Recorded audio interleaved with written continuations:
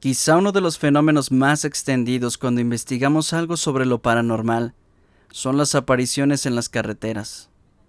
Pueden ser fantasmas, mujeres extrañas, animales raros, que uno tal vez jamás pensaría que podían estar en medio de los caminos. En el caso de México, estas historias abundan, ¿y saben qué? En realidad creemos fielmente que no dejarán de pasar. Los caminos siempre conllevan cierto peligro, y los accidentes son más comunes de lo que uno piensa. Hay muchos que tras un fatídico episodio en una carretera, jamás reciben un sepulcro digno. Hay ocasiones en las que no es posible encontrar un cuerpo. En otros casos, al menos cuando hay gente piadosa o cuando las familias saben dónde han dado los últimos suspiros sus familiares, dejan una cruz, al menos para dar cierta luz en el último de los caminos. Por lo que no es extraño que ciertas apariciones se den. Sin embargo, y como se darán cuenta, algunas veces se puede uno llegar a encontrar en las carreteras presencias de gente que no sabe que ya no está en este plano. Pero en otras, son entidades peligrosas que solo quieren causar daño o que el dolor persista en ciertos lugares. Es por ello que les deseamos que si nos están escuchando mientras van al volante, sean precavidos y tengan mucho cuidado, pues más allá del asfalto puede haber cosas que nadie creería. Y así, comenzamos.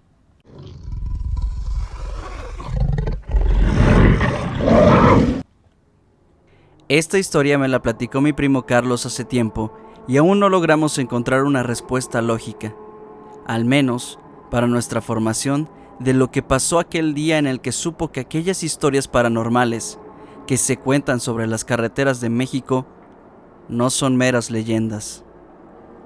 Mi primo, desde la secundaria, tiene un grupo de amigos con los que siempre le ha gustado salir y convivir, desde los partidos de fútbol en el barrio hasta las serenatas en grupo para las chicas amadas o sus primeras borracheras. Casi todos en la familia los conocemos bien porque hasta con nosotros han llegado a pasar algunas fiestas. Conforme fueron creciendo, a pesar de que algunos ya no estaban en la misma escuela, mantuvieron esa amistad fuerte y siguieron haciendo planes juntos. Entre ello, visitas a algunos pueblos mágicos. Ya saben, esos que por sus fiestas, costumbres y lugares se les da ese nombre para que la gente se anime a visitarlos. En una ocasión, decidieron ir a visitar algunos de estos sitios en el estado de Oaxaca, por lo que estuvieron preparando todo para irse allá unos días, aprovechando las vacaciones de verano justo antes de entrar a la universidad, pues sabían que después sería bastante complicado. Emprendieron el viaje y estaban entusiasmados por recorrer los hermosos paisajes de la región y disfrutar de las deliciosas comidas locales. Al caer la noche, decidieron detenerse en un pequeño pueblo para descansar y cenar, así como tomar algunas indicaciones, ya que Pepe, uno de los amigos de mi primo, que era hábil conductor, aún tenía dudas sobre algunas rutas de ese viaje, ya que eran nuevas para él. Después de la cena, continuaron su viaje por la carretera.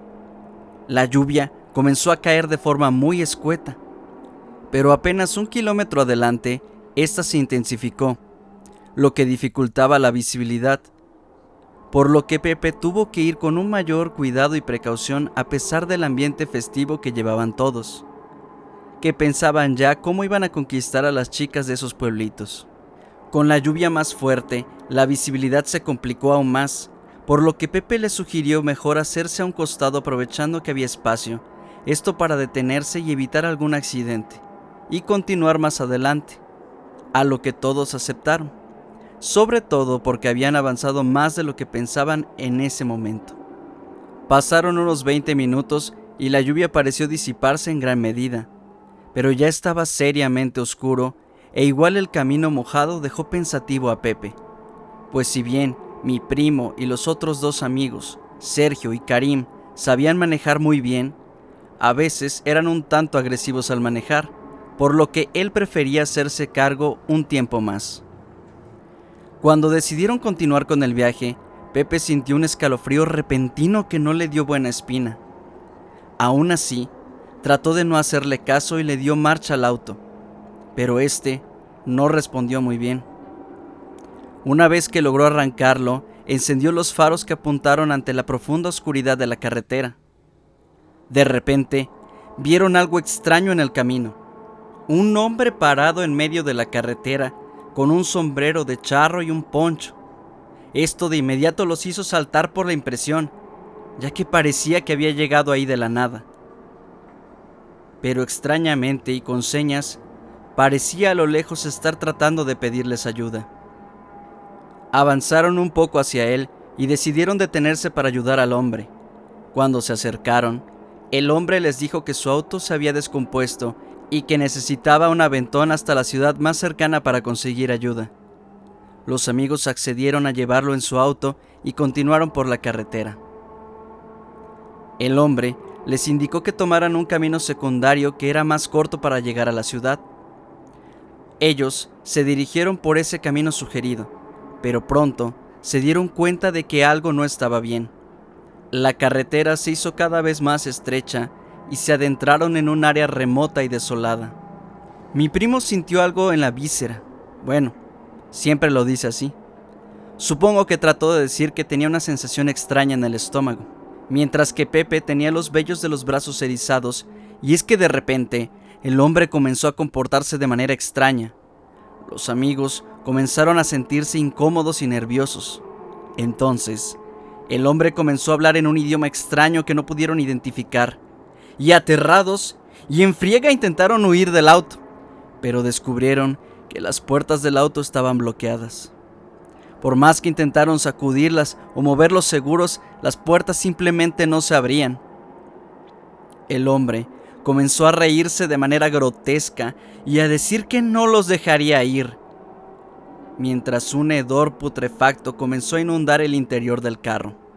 Todos se dieron cuenta de que habían caído en una trampa y que el hombre en realidad no pertenecía a este mundo. Más bien, parecía un espíritu maligno o algo peor. Con una voz profunda y cavernosa, aquel hombre le dijo a Pepe: José, será mejor que sigas conduciendo si no quieres que algo grave pase aquí. Mientras unos destellantes ojos rojos se podían ver encenderse en el rostro de ese ser.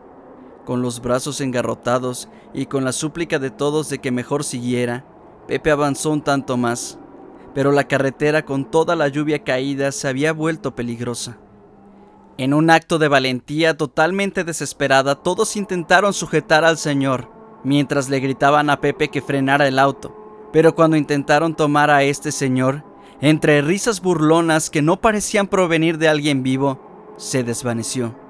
Pepe, al darse cuenta por el retrovisor, intentó frenar de golpe, pero por la desesperación y el miedo no maniobró de manera correcta y terminó por perder el control. Finalmente, se estrellaron en un barranco cercano. Afortunadamente, no era muy alto, y a pesar de lo estrepitoso, el vehículo cayó bien plantado y por suerte no se incendió. Obviamente, de esto se dieron cuenta al despertar. Aturdidos y todo, todos dieron gracias al cielo de que ninguno tenía más allá de raspones y uno que otro golpe. Pero estaban completamente de acuerdo de que ese ser maligno había provocado el accidente, para atrapar sus almas o algo así. Mi primo dice que la fuerte devoción de mi tía Luisa, su mamá, los ayudó a que nada grave pasara, porque mi tía cada vez que Carlos salía a algún viaje, dedicaba buen rato a hacer oración por él.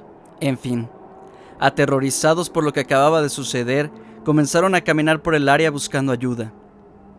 A pesar de que la lluvia iba y venía, la oscuridad de la noche, pero sobre todo el miedo a que ese ser espectral se apareciera de nuevo, lograron encontrar un pequeño pueblo cercano y se refugiaron en una tienda de abarrotes que permanecía abierta.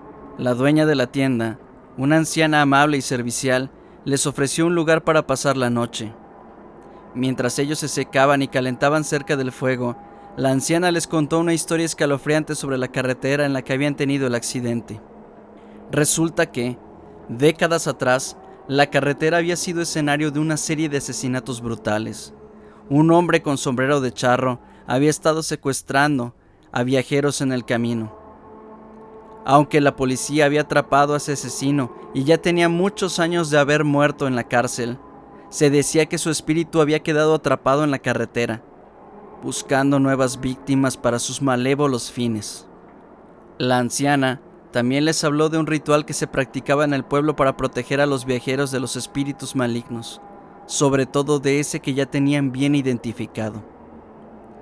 Consistía en colocar una ofrenda de comida y bebida en un altar en el borde de la carretera, para alejar a los espíritus y asegurar un viaje seguro. Pálidos por la historia que corroboraba que lo que habían pasado era más real aún de lo que querían creer, se dieron cuenta de que habían sido víctimas de la venganza del espíritu asesino y que solo habían escapado por pura suerte o por la intervención divina. Así que en la noche en realidad poco pudieron dormir. Al día siguiente, con ayuda de unas personas del pueblo, regresaron por el auto, que por fortuna, más allá de unas abolladuras, arrancó sin mayores complicaciones. Así que, en lugar de regresar a casa, al menos para quitarse el susto, se aventuraron a un solo pueblito de los que tenían planeado. Pero eso sí, por si acaso pasaron por algo de agua bendita al pueblo, para no encontrarse ninguna sorpresa más en el camino. Desde ese día, mi primo, cada vez que sabe que alguien va a internarse en las carreteras del país, les advierte sobre los peligros ocultos en las carreteras y que mejor siempre carguen con agua bendita y algún rosario. Esta historia que les voy a contar es de mi abuelo, que vivió por mucho tiempo en Estados Unidos, trabajando en aquellas primeras olas de migrantes que se fueron para ese lado de la frontera y que regularmente les llamaban braceros. Cuenta que cuando llegó apenas si podía comunicarse a señas porque no entendía nada de inglés, y en ese lugar donde le tocó había solamente unos cuantos mexicanos trabajando. Pero conforme pasaron los meses, se fue haciendo amigo de un gringo llamado John y de un cuate mexicano llamado José. Como es típico para muchos mexicanos, y creo que algunos latinos, mi abuelo fue platicando de costumbres y creencias de Oaxaca, de donde es originario.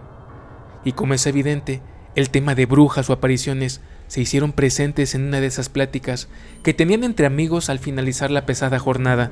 Por supuesto, para su amigo José no era nada raro hablar de sus temas. Él era de un pueblito de Jalisco, donde muchas de las historias más que leyendas eran parte misma de la historia de su hogar.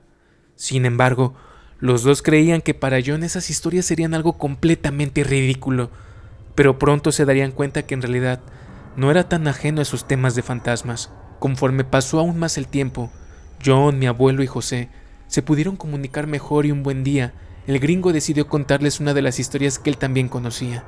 «Miren, muchachos», dijo John, «hay una carretera no muy lejos de aquí que muchos la conocemos como la 27. Era una carretera solitaria y oscura que atravesaba el desierto, con pocos pueblos y escasos servicios a lo largo del camino. Muchos conductores preferían tomar rutas alternativas para evitarla, pero algunos valientes la utilizaban para acortar su viaje. La historia más conocida sobre la carretera 27 era la leyenda de la caravana fantasma. Se decía que una vez al año, en el aniversario de una tragedia ocurrida años atrás, se podía ver una procesión de carros antiguos y polvorientos, una que avanzaba por la carretera, dirigidos por una figura misteriosa vestida de negro. Muchos dicen que cerca de la fecha o en el mismo día no debes utilizar para nada ese camino, porque muchas cosas extrañas pasan, o peor, puede ser de aquello que mueres, porque sí, cada cierto tiempo hay reportes de accidentes en ese camino, algunos sin una explicación muy lógica. Dicen que una vez unos jóvenes de esos con dinero decidieron tomar ese camino para ver si lo que se contaba era real o solo fantasía de los pobladores. Cuentan que después de una cena en un pequeño pueblo, los amigos se pusieron en camino hacia la carretera, decididos a seguir el rastro de la leyenda. La noche estaba oscura y estrellada, con una brisa fría que soplaba desde el desierto. El coche avanzaba por la carretera solitaria, con los faros iluminando la oscuridad. Y de repente, el motor del coche empezó a fallar, como si en cámara lenta estuviera perdiendo potencia. Luego fueron los faros. Comenzaron a parpadear ante una feroz oscuridad que parecía que se los comería o comenzaba a tragárselos por entero. También la pequeña radio que tenían comenzó a reproducir la música de forma extraña. Para aquellos que todavía conocieron los cassettes, El sonido era como cuando la cinta comenzaba a enredarse en el reproductor. El conductor intentó frenar para revisar qué estaba pasando, pero los frenos no respondían. El coche empezó a deslizarse por la carretera, sin control, hasta que finalmente se detuvo en seco. Los amigos se miraron con asombro, sin entender lo que había sucedido. El que venía manejando intentó arrancar el coche de nuevo, pero el motor no respondía. Fue entonces cuando vieron algo extraño en la oscuridad. Una luz titilante que se acercaba por la carretera, avanzando lentamente. Los amigos se pusieron en guardia, asumiendo que se trataba de una caravana fantasma. Sin embargo, la luz no era una procesión de carros antiguos, era un coche moderno, que se detuvo junto al suyo. Una figura salió del coche y se acercó a ellos. Era un hombre de mediana edad, vestido con un traje oscuro y un sombrero de ala ancha. ¿Necesitan ayuda?, preguntó el hombre con una sonrisa amable. Los amigos se miraron entre sí, algo confundidos. No sabían qué decir. El hombre se acercó más y les tendió una tarjeta de visita. «Soy un mecánico», dijo. «Si necesitan ayuda con su coche, puede echarles una mano». Los amigos aceptaron la ayuda del mecánico y lo siguieron hasta su coche. Mientras el mecánico revisaba el coche, los amigos se dieron cuenta de que algo no estaba bien.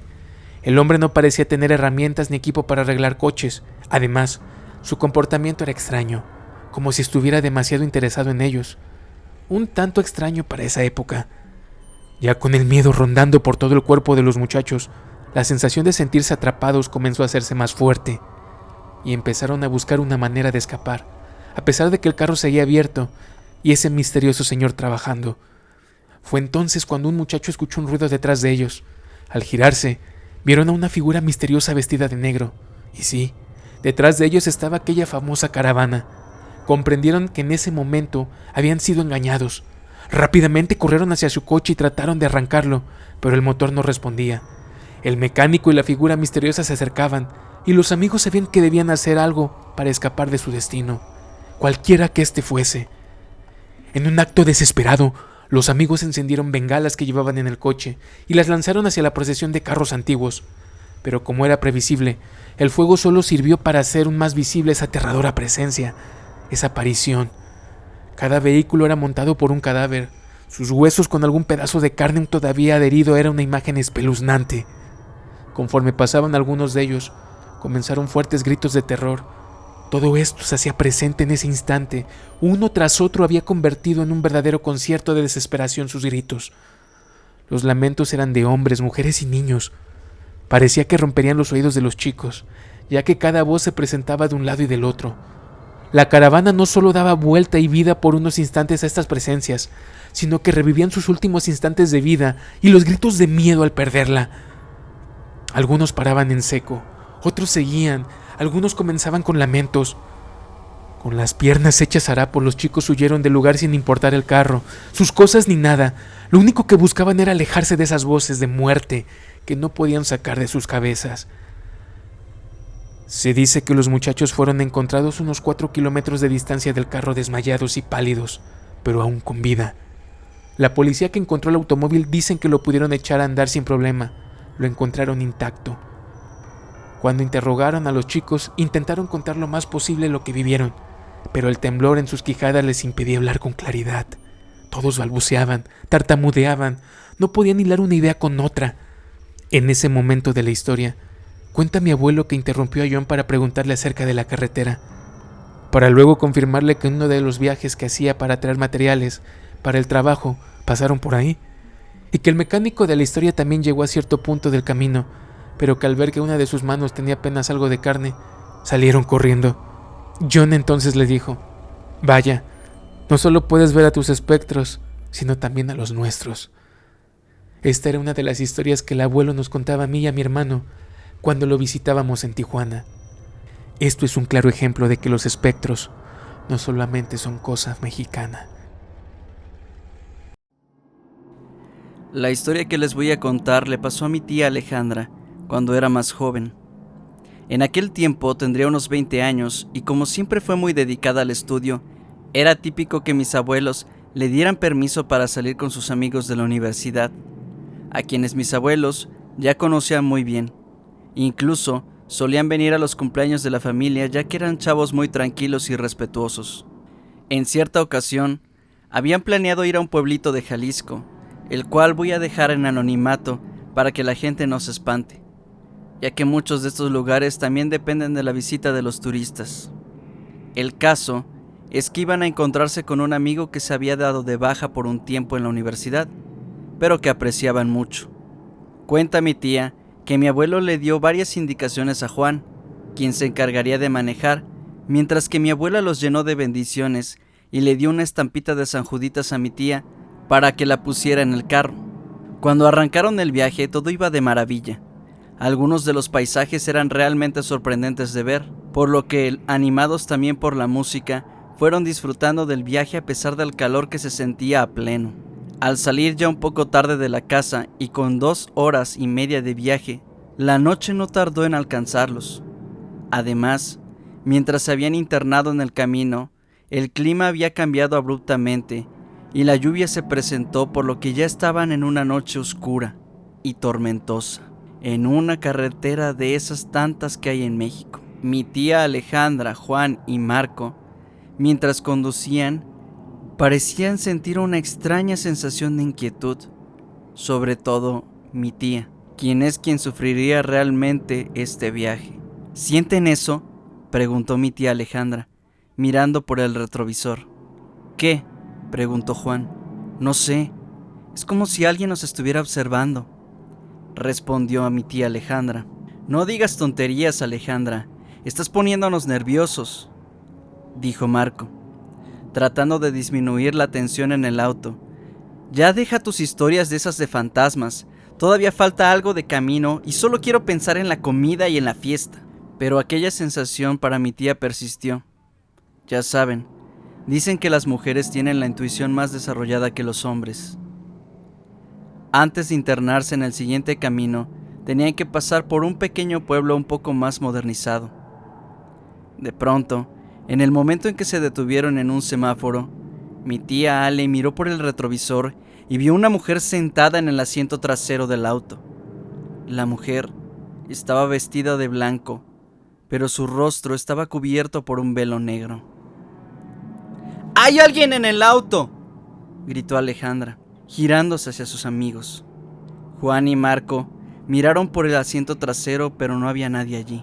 Deja de bromear, Alejandra. No hay nadie en el auto, dijo Marco, tratando de mantener la calma. Lo juro, les juro que la vi.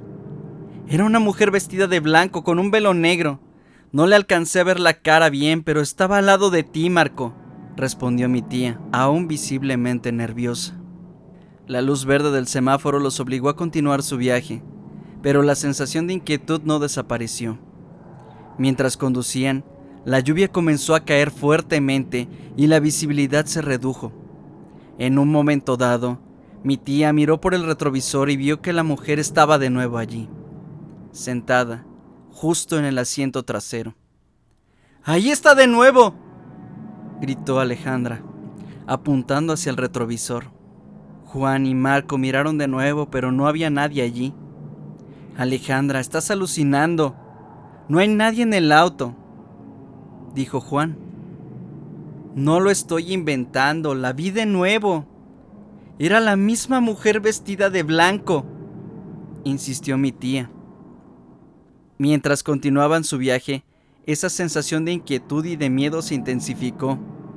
Cada vez que mi tía Alejandra miraba por el retrovisor, la mujer estaba allí, sentada en el asiento trasero, observándolos con sus ojos oscuros y sin vida. Mi tía, para esos momentos, ya no podía con el pánico. Sus labios se habían resecado, sus manos temblaban. En su estómago se sentía un vacío tremendo y no paraba de sudar.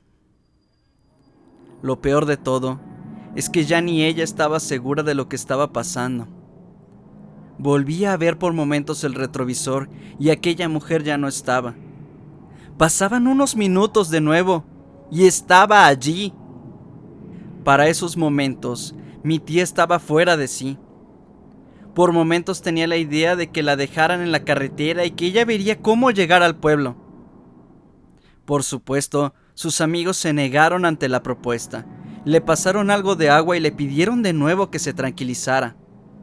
Juan le dijo en algún momento que mejor hiciera la oración de la estampita que le había dado su mamá, a lo que ella accedió, y aún con la quijada trabada, comenzó a decir la plegaria. Eso le dio algo de calma a mi tía para seguir con el camino. Casi llegando al lugar, y para darle mayor confianza a mi tía, Marco le habló y le dijo: «Tranquila, Alejandra. ¿Cómo podría venir una mujer aquí y yo sin darme cuenta? Ya sabes que soy un imán para las chicas. Es más, dime cuando esté aquí para invitarla a salir». Si bien Juan se rió un poco para tratar de aliviar el sufrimiento que ya veía en el rostro de mi tía, ella simplemente no podía salir de ese episodio de pánico. Y es que justo cuando Marco estaba diciendo esa broma y extendió su brazo, los vellos de sus brazos se erizaron sin explicación alguna. Sin embargo, es que mi tía había visto a través del retrovisor que la mujer había girado su cabeza en dirección a Marco, y ahí fue cuando mi tía ya no quiso hablar el resto del camino. Finalmente, y luego de unos minutos que se hicieron eternos, y cómo no, pues ¿quién aguantaría viajar con un fantasma en el vehículo?, terminaron por llegar a su destino y salieron del auto. Aliviados por estar fuera de ahí, tomaron rumbo hacia la casa donde estaba ya comenzada la fiesta.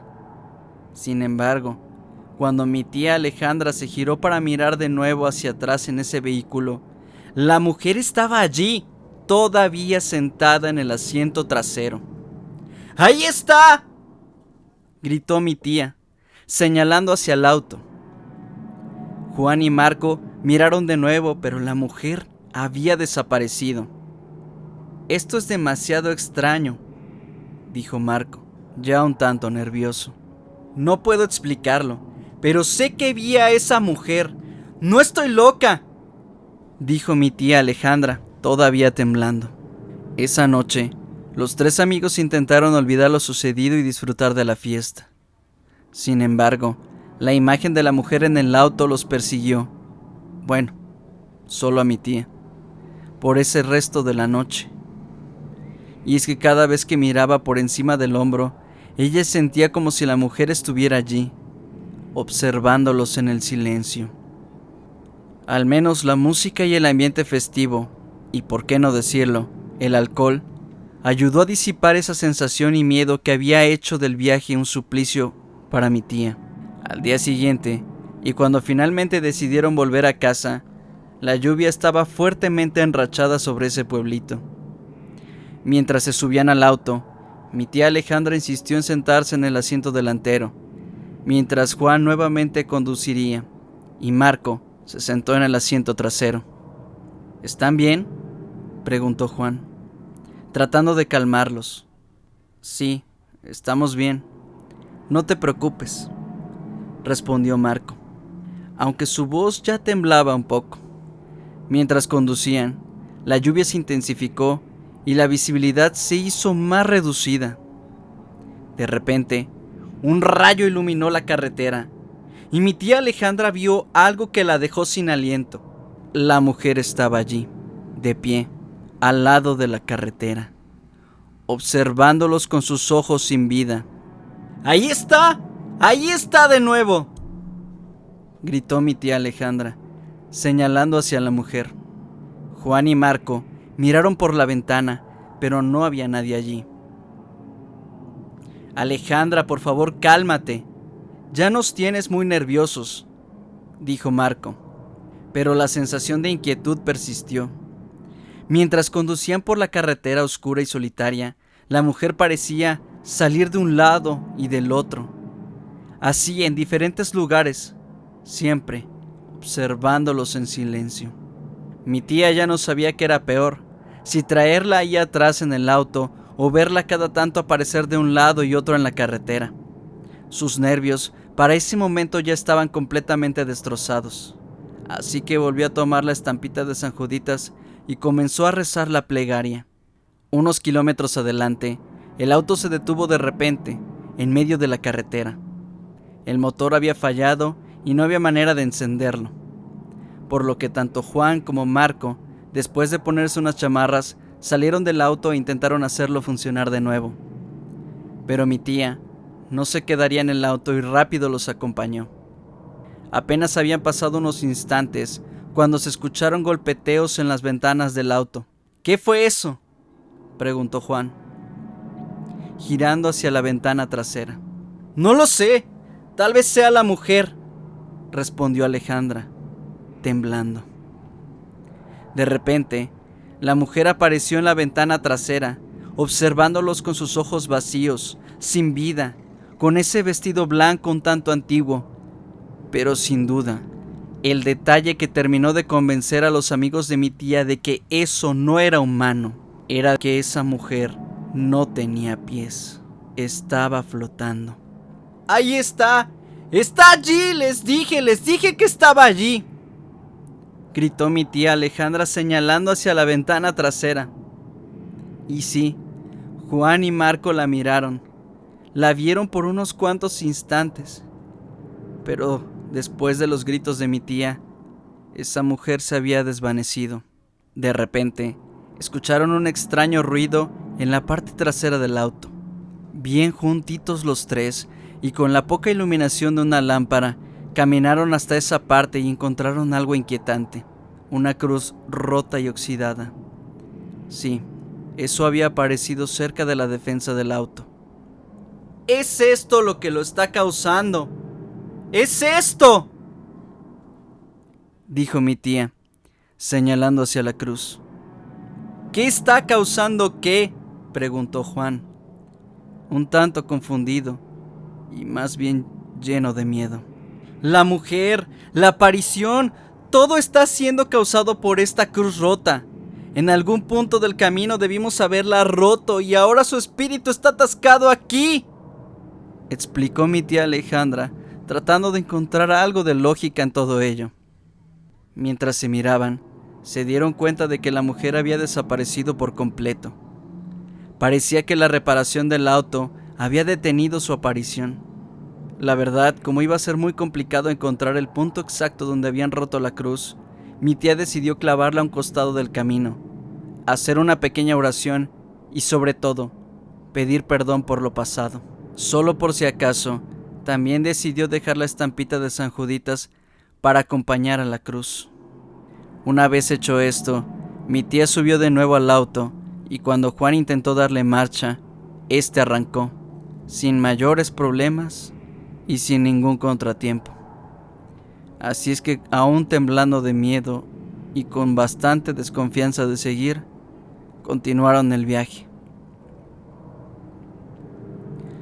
Después de lo que hizo mi tía, ninguno de los amigos volvió a experimentar la aparición de la mujer.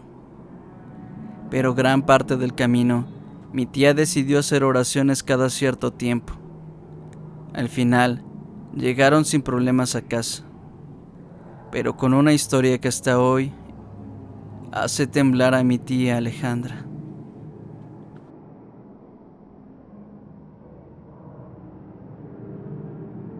Mi tío Roberto, por cuestiones de trabajo, tenía que llevar equipos para fábricas o pequeños negocios a muchos lugares del país. Él había aprendido a manejar desde hace mucho tiempo y desde que le asignaron la tarea no tuvo la más mínima preocupación para hacerlo. Como es muy común en México y en quizás muchos lugares, las carreteras son algo de cuidado en casi cualquier época del año, y en la empresa donde trabajaba mi tío ya habían tenido muchos problemas con asaltos, accidentes o pérdida de mercancía. Es por ello que a mi tío le dieron muchas recomendaciones antes de que comenzara con una serie de entregas que le llevaría al menos una semana. En ese momento mi tío tendría unos 28 años, y muy poco le importaban las advertencias. Hasta la fecha sigue siendo un despreocupado por las cosas, pero cuenta que en ese momento le hubiera gustado escuchar un poco más a don Luis, uno de los choferes con más tiempo trabajando las rutas en las que se internaría mi tío. Y es que él dice que su advertencia y recomendaciones fueron las más extrañas, pero también le parecieron las más sinceras de todas. Como si mi propio abuelo fuera quien le diera los consejos y no nada más un compañero de trabajo. Este le dijo: «Cuidado, muchacho, no te puedo decir de qué caminos cuidarte porque cada uno tiene lo suyo, pero siempre ve con cuidado. Ahí hay cosas que uno no podría creer que realmente existen. No sé si eres creyente de Dios o no, pero créeme, es mejor contar con Él y su protección que andar confiado y creerte el más valiente del mundo. Lo que sí te puedo decir es que no solo te cuides de los vivos, y ve muy bien por el camino que vas, sobre todo si observas que tienes muchas cruces. La muerte marca esos caminos, y realmente debes creer que es muy difícil borrar las huellas que dejan.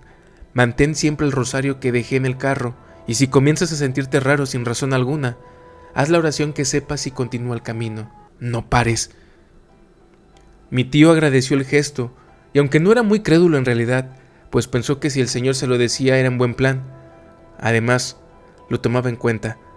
Ese día procedió y mi tío listó las cosas que tenía que entregar y su plan de viaje, así como los contactos importantes y el número del seguro.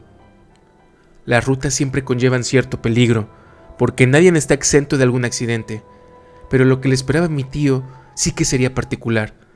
Aunque le dijeron que evitara por lo regular conducir muy de noche, él prefirió omitir eso para ganar algo de tiempo. Así podría pasear un poco en el lugar al que llegara.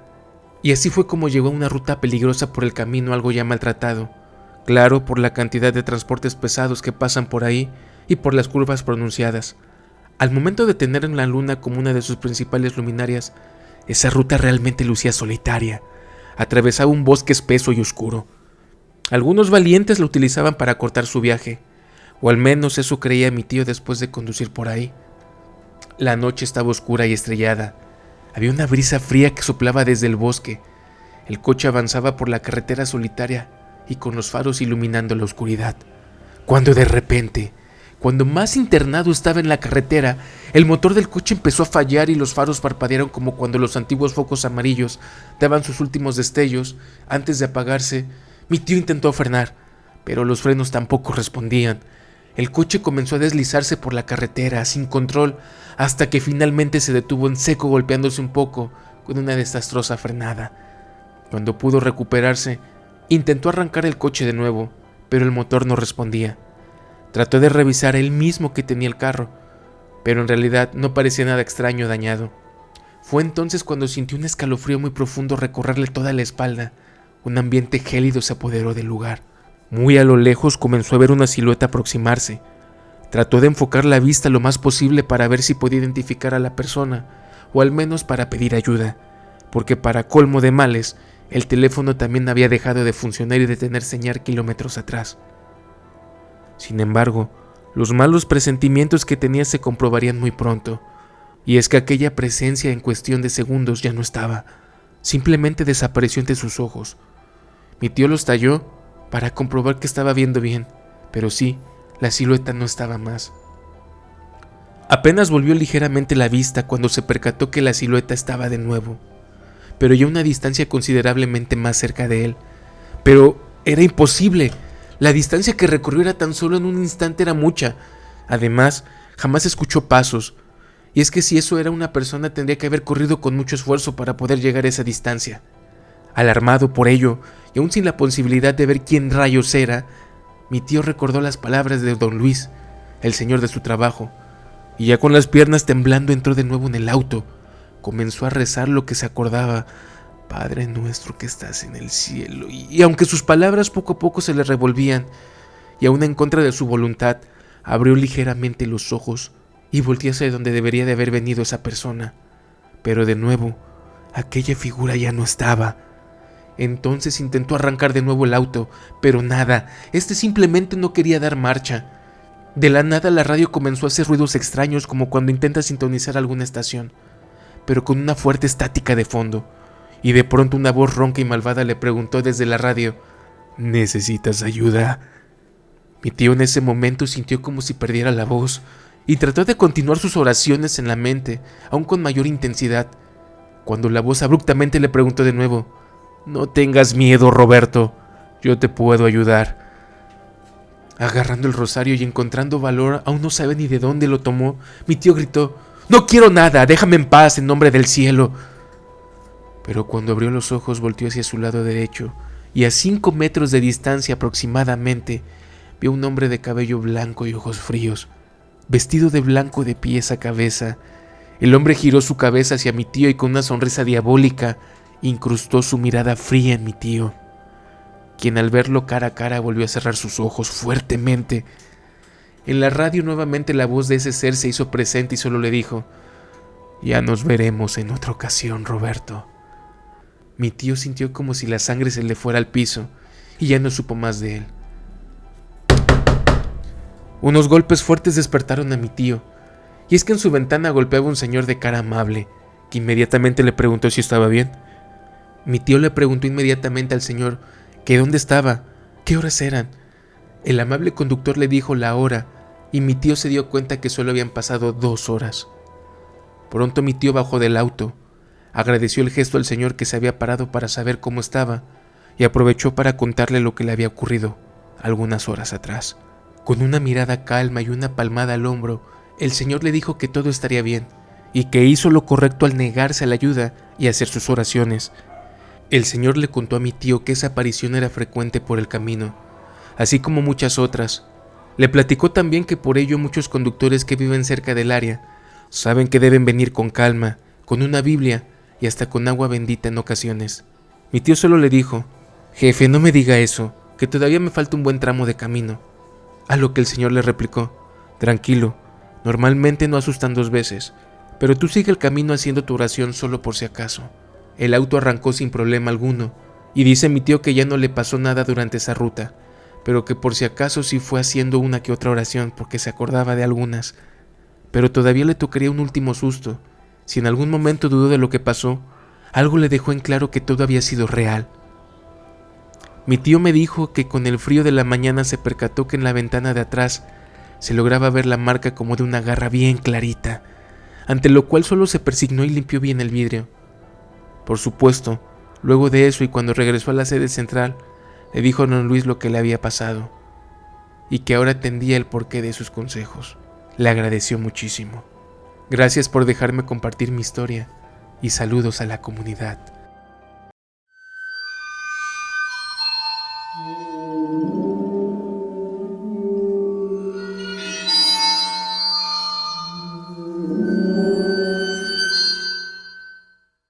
Esta historia que les compartimos el día de hoy pertenece a nuestro informante Pochman. Sí, él sigue compartiéndonos grandes relatos de terror. Bueno, así lo vemos nosotros, aunque en realidad para él han sido de las experiencias más macabras que ha tenido en su vida. Y aunque no quisiéramos, estamos seguros que tendrá más que compartir con nosotros. Y con ustedes, agentes. Aquí les dejamos su historia. Esto sucedió en un salón conocido en la ciudad de Alto Lucero.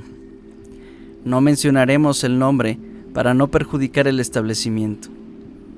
Para aquellas personas que no son del estado de Veracruz, es un pequeño municipio conocido dentro del estado, sobre todo porque la mayoría de sus habitantes son todavía de tez clara.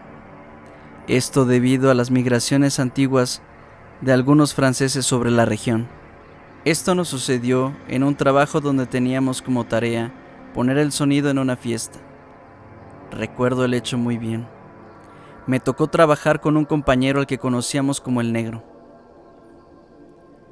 Pensamos que sería un trabajo tranquilo y sencillo porque solo era una noche de disco. Solo iríamos a poner la música y vigilar que no se detuviera durante todo el evento. El esquema del lugar era simple. Al fondo hay una especie de estrado donde se pone el sonido o tocan los grupos, y en la parte de abajo están los baños. A un lado hay una rampa que baja y al fondo de la misma hay un lavadero. Recuerden este detalle, por favor. Pensándolo bien, quizá ya íbamos invocando a que algo nos sucediera, porque al Negro le prestaron un disco con psicofonías, y para colmo, íbamos oyéndolo en la camioneta. Todo el camino escuchamos esos audios de ultratumba. Cuando llegamos al lugar, y por el tipo de evento, pensamos en poner el sonido casi a la entrada, porque no teníamos que respetar espacios para mesas o para la circulación de la gente. Comenzó el guateque, la fiesta, en fin. Entró la gente, bailó y se terminó el evento. Nosotros estábamos quizá no tan cansados, pero sí algo chocados. Ya cuando estábamos recogiendo las cosas, me entraron unas ganas de ir al baño muy fuertes. Y recuerden que estos estaban al fondo. Tampoco olviden que debajo de la rampa había un lavadero. De este se escuchaba una gotera. Pues bien, antes de que llegara al baño, un compa me pidió que le ayudara a bajar una luz pesada. Le dije que me estaba ganando del baño muy fuerte, pero me dijo, ¡órale! ¡Ven qué rápido! Me regresé de volada y le ayudé. Cuando retomé el camino al baño, la gotera era más fuerte, más ruidosa e intensa.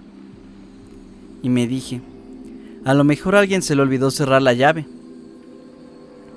Cuando me percaté, me volvieron a hablar. En esta ocasión fue mi patrón. Me gritó que a dónde iba y que ya me apurara para irnos ya. Le dije que iba al baño rápido y me respondió, ya acá arriba, orina en la llanta de la camioneta, pero ya apúrale, ya hay que irnos. Ya cuando estaba subiendo algunas cosas y después de haber ido al baño por fin, recordé una anécdota del difunto Flamita, que él también estaba oyendo cómo caían gotas y éstas se intensificaban y que le tocó ver y escuchar a la Chillona. Ya saben a quién me refiero. Y me entró el pensamiento de repente, ¿y si es la Llorona? Cuando vuelvo a bajar, me habla el cuate que estaba bajando las luces y me dice, oye, ¿ya escuchaste? Y nos quedamos callados. Se escuchaba un leve quejido, como una especie de muy muy lejano en apariencia. Y yo dije, han de ser las palomas que hacen ruidos así o algo. Él solo me dijo, sí, es cierto, puede ser. Seguía carreando las cosas y andaba de arriba para abajo. Ya faltaba poco en realidad, como unos 5 viajes para terminar de subir todo el equipo. Y mi cuate me detiene y me dice, oye, ya se escucha más duro, ¿no? Le dije, Nel, están ideando. Pero la mera neta era que sí. Esos quejidos que se escuchaban a lo lejos ya estaban muy muy cerca. Lo estoy contando y todavía me escama un poco. Es como si lo volviera a vivir. La neta me hice el fuerte y le dije, nah, nomás son tus loqueras. Fui y subí más cosas y el otro mejor se fue conmigo y me ayudó a carrear. Solo faltaba una estructura que estaba abajo. El negro ya estaba en la parte de arriba de la camioneta terminando de acomodar la canastilla con algunas cosas. Luego de que le pasamos algunas cosas y el equipo, nos dijo que faltaba una estructura. Y yo le dije, mira, la neta, ya no quiero bajar. Mi cuate me dijo, ¿escuchaste, va? Le dije entonces, la neta sí, y yo ya no quiero bajar. El negro nos dijo, están locos, ya vayan por la estructura para irnos. Ya con todo el compromiso y más con miedo que otra cosa, bajamos los dos por la estructura. Y la neta sí se escuchaba más feo. Se escuchaban quejidos más y más largos, más lastimeros, más penetrantes. Se escuchaba una mujer que lloraba. No, hombre viejo. Nomás tomamos la estructura y salimos corriendo, no supimos cómo, la verdad. Y sentimos muy feo. Así como que corres, pero tienes un miedo de caerte que no puedes con él. Como que ya estás desguanzado y las piernas no te dan para más. Como si se te fuera la conciencia o la vida, o ya no sabes si estás peleando por conservar algo de tu alma o qué. El caso es que como pudimos, llegamos y le pasamos la estructura. Cuando el negro nos vio dijo, ¿qué tienen? Neta, ¿qué estaban escuchando? Y le dije, sí, mira, la neta es que sí está dentro la Llorona. Rápidamente y con un acto de valor que nos sorprendió, nos dijo, ahorita voy a ver. A mí, para esas alturas, ya me había comenzado a doler la cabeza, y mi cuate y yo terminamos blancos del susto. Los del evento nos dijeron que cuando termináramos de guardar nuestras cosas, cerráramos la puerta y apagáramos las luces, nada más. El patrón nos dijo que ya dejáramos de estar payaseando y que bajáramos a apagar las luces y cerráramos. Muy bien todo eso. Mi cuate y yo, la neta es que ya no queríamos bajar. Y nos dijo: ¡ya ahora! ¡Púrense los tres! Cuando entramos, no se escuchaba nada. Y mi bendito patrón gritó: ¡si eres la Llorona, grita, hija de tu...! Ya sabrán lo que le siguió. Nomás escuchamos desde el fondo, corriendo hacia adelante, un quejido largo que parecía correr desde el fondo hasta nuestros oídos. Se empezaron a apagar las luces del fondo hasta la entrada.